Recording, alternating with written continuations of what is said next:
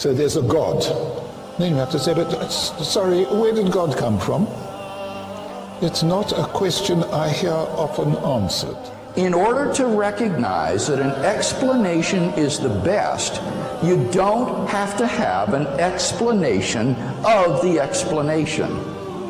In order to recognize that an explanation is the best, you don't have to be able to explain the explanation. Folks, this is an elementary point in the philosophy of science. Suppose astronauts were to find on the backside of the moon a pile of machinery there that had not been left by American or Russian cosmonauts. What would be the best explanation for that machinery?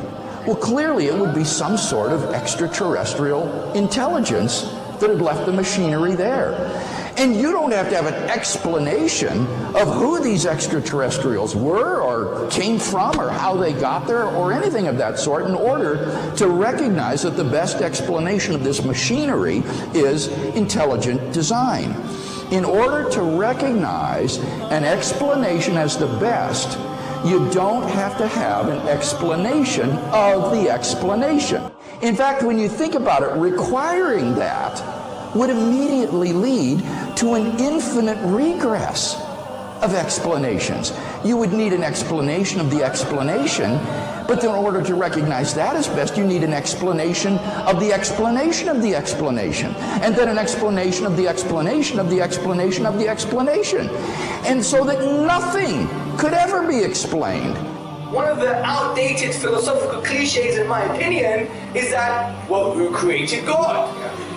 We hear that all the time, and they think it's a baseball bat against the theists. But it's made of sponge. And let me tell you why. If we say, what caused the cause that caused the universe, then let's continue. What caused the cause that caused the cause that caused the universe? Let's continue. Then what caused the cause that caused the cause that caused the cause that caused the universe?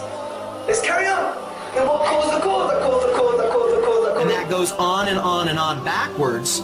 But at one point, I have to have an uncaused cause, or there would be nothing in existence today. Think of a string of dominoes.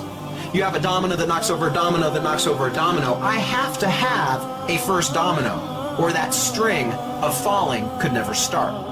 So in essence, to claim who created God or what caused the cause of the universe is equivalent of saying that we don't have a universe, that we don't have a universe.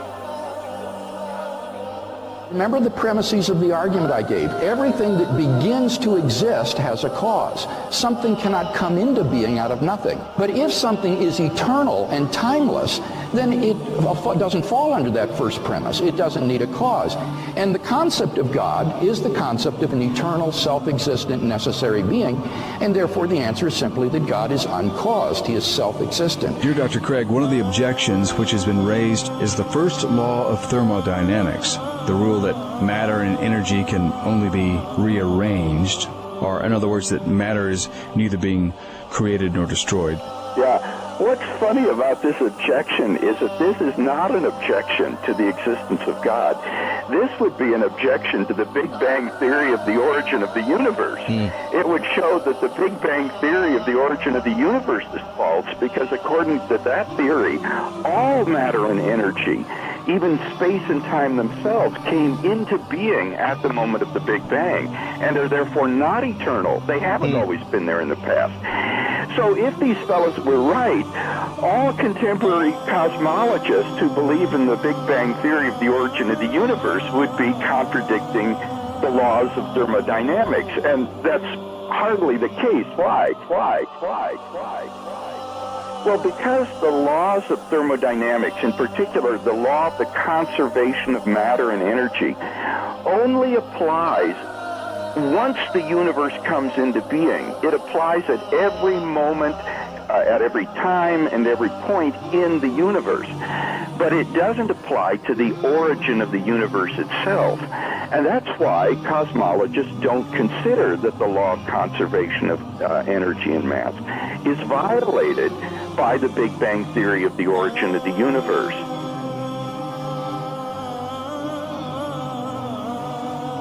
In fact, the atheist fellow mentioned the laws of thermodynamics. He might have wanted to talk about the second law of thermodynamics, which says that in a closed system, things tend toward increasing disorder. Now, the universe on the atheistic view is just a gigantic closed system because it is everything there is and there's nothing outside it. And what that implies is that given sufficient time, everything in the universe would grind down to a state of maximum disorder. So if the universe has existed for infinite time from eternity past, why is it that we don't find ourselves in this sort of thermodynamically disordered state? I think that the best answer to that is that the universe has not existed forever. It began a finite time ago in a low entropy condition, and the thermodynamic clock has been running ever since then. So the evidence of thermodynamics itself suggests that the universe and matter and energy are not infinite or eternal in the past, but had an absolute beginning. To remind ourselves of the argument again, we have premise 1, whatever begins to exist has a cause. Premise 2, the universe began to exist. And from that, we draw the conclusion that the universe had a cause. The universe had a cause. The universe had a cause. So we ask another question, what is the nature of this cause? And the nature of this cause, upon conceptual analysis, which means critical thinking about this cause, we come to some startling conclusions. This cause must be one. The reason for this is because if we use the philosophical principle Occam's razor, which posits that we do not multiply entities beyond necessity, then we conclude it must be one. This cause must be uncaused, as we have already discussed the absurdity of an infinite regress of events, similarly with causes. This cause must be immaterial because it created the sum of all matter, which is the universe itself. Significantly, brothers, sisters and friends, this cause must be personal. The reason I'm saying this is how else can an eternal cause bring into an existence a finite effect, the universe that had a beginning in time?